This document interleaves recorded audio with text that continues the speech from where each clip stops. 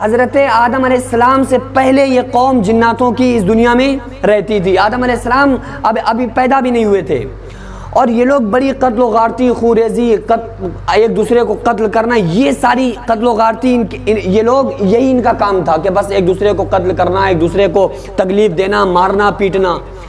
تو اللہ تبارک و تعالیٰ نے فرمایا فرشتوں کو بھیجا، کہا جاؤ اور ان سب کو تہس نہس کر دو، ہلاک کر دو، ختم کر دو. تو فرشتوں نے آ کے ایک طرف سے سب کو نپٹانا شروع کر دیا. تو اور پھر یہ دیکھیں کہ ان میں جو ان کا جو سردار تھا نا، جو قتل و غارتی جو یہ جنات وغیرہ کرتے تھے، ان میں جو ان سب کا سردار تھا وہ شیطان تھا. اس وقت ان کا سردار کون تھا؟ شیطان تھا. تو شیطان ہی کرواتا تھا. وہ بڑا چالاک آدمی تھا، کہتا تھا یار یہ اسے مزہ آتا تھا، یہ سرداری کرتا تھا، خوریزی وہی کرواتا تھا، اصل مجرم وہ تھا.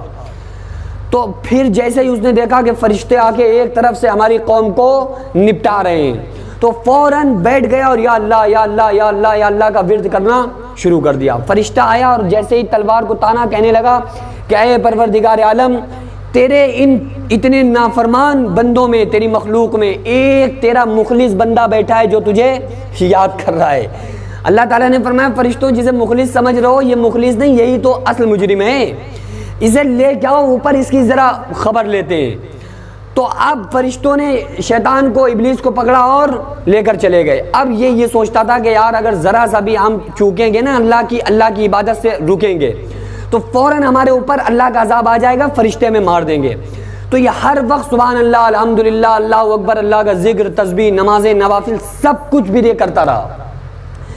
تو یہ اسی کے لیے تو آتا ہے نا 6 کروڑ برس اس نے اللہ کی عبادت کی. 6 کروڑ سال زمین و آسمان میں 4 انگل ایسی جگہ نہیں ہے جہاں اس نے اللہ کے آگے سر نہ جھکایا ہو، جہاں سجدہ نہ کیا ہو.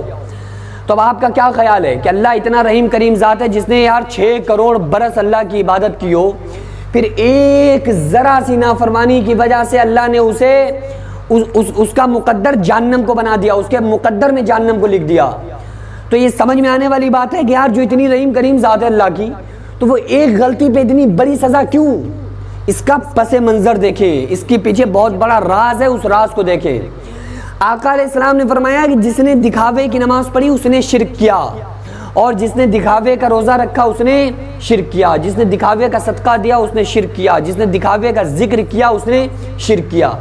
تو یہ جو 6 کروڑ سال جو کر رہا تھا، ذکر کر رہا تھا، نمازیں پڑھ رہا تھا، یہ کیا تھا بھائی؟ یہ دکھاوا تھا نا. وہ سوچ رہا تھا کہ یار اگر ہم ذرا سا چوکیں گے اللہ کی یاد سے، اللہ کے ذکر سے اور نماز سے تو کیا ہوگا. جس طریقے سے ہماری قوم کو فرشتوں نے تباہ و برباد کر دیا، نیست و نابود کر دیا، ایسے ہی مجھے ہلاک کر دیا جائے گا، مجھے قتل کر دیا جائے گا. تو وہ فرشتوں کے ڈر کی وجہ سے، اپنی موت کے خطرے کی وجہ سے اس نے 6 کروڑ برس اللہ کی عبادت کی. تو آقا نے فرمایا جس نے دکھاوے کی نماز پڑھی اس نے شرک کیا. تو وہ 6 کروڑ برس عبادت کر رہا تھا یا شرک کر رہا تھا؟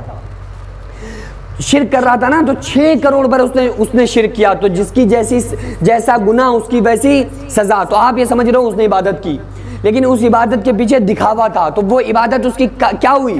شرک ہوئی. تو اس نے یہ 6 کروڑ برس سال، 6 کروڑ برس جو شرک کیا تھا اس کی سزا اس کو، اس کے گناہ کے حساب سے اس کو مل رہی ہے.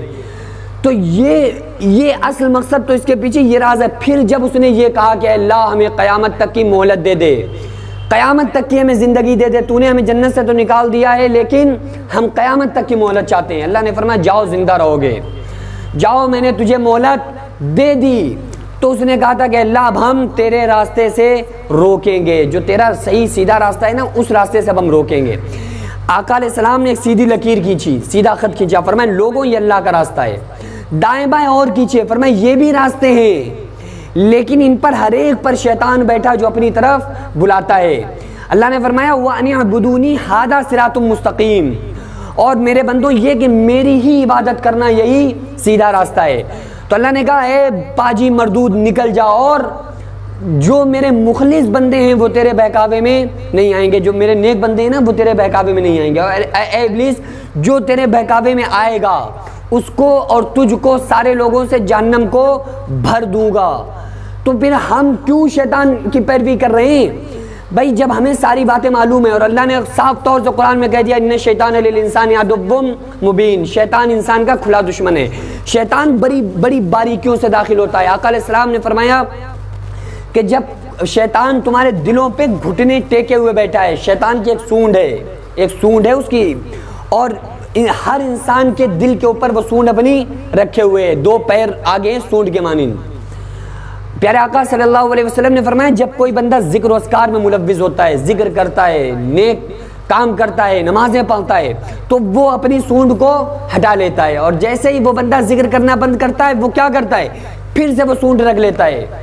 تو ہمیں شیطان کے شر سے بچنے کے لیے کیا کرنا چاہیے؟ ہر وقت اللہ کے ذکر میں مشغول رہنا چاہیے، اور الا بذکر اللہ تطمئن القلوب، اللہ کے ذکر سے دلوں کو چین اطمینان حاصل ہوتی ہے۔ ولا ذکر اللہ اکبر، اللہ کی یاد سب سے بڑی چیز ہے۔ تو اللہ کی یاد اصل تھی اور ہم نے اللہ کی یاد کو بالکل بھلا دیا، اس کے ذکر کو بھلا دیا۔